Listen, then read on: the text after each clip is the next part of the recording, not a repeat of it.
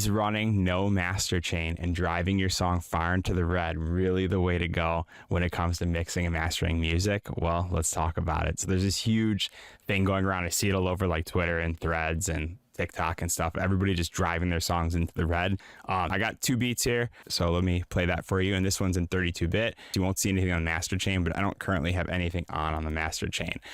So yeah, let's hear it. Far into the red. And it surprisingly sounds perfect, which is crazy, right? You would think it would sound absolutely awful. So let's talk about that. When you're working in Ableton, every single time you bring in something like the same men break, you bring it into a 32-bit floating point environment, which basically means you have an unlimited amount of headroom, damn near, like 990 decibels or something insane.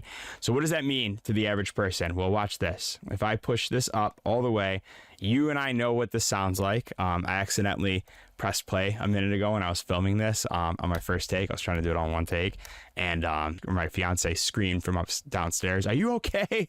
Because it sounded like a bomb went off. So I'm not going to play that audio for you. I think anybody who knows anything about audio knows what that's going to sound like. And let's bring it back into the DAW. There we go. Doesn't even show the waveform, but you see it down here.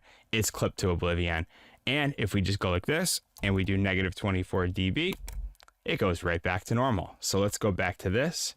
And let's go back to this. And keep in mind, I rendered this out. It's not even showing the waveform because it's kind of messed up. And we get normal audio, normal audio.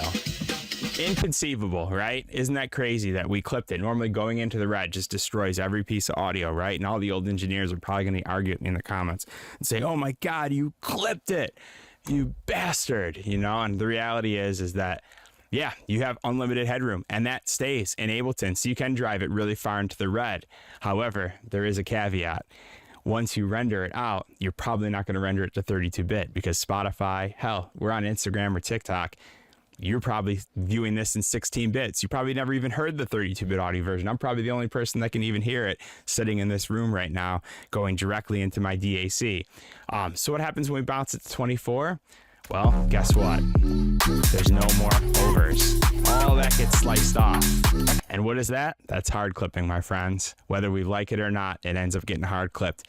Does sound pretty good because it's only happening on the transients. You can see I don't let it ever really touch my sub basses or any of my tonal information. And the truth is, you're just hard clipping your master. You're just doing it in a much more difficult way, because what happens is you're not actually hearing the hard clipping until you render it out. Now, my good friend Sam Shifty, who's an animal of a mix engineer, said that once he mixed a record like this that was driving into the red, and he was stumped and tried to figure it out. How do I keep that perfect, transient response? Like, it just sounds great into the red. So what he did, and I did this on 32-bit version, was he tested a bunch of hard clippers, and he had found that this newfangled saturate, I'm not a shill, I don't give a shit if you use it or not. I rarely use this plugin. Maybe I will now. But this sounds the closest to it. So let's A and B it really quick. And that's with it on. And that's with it off.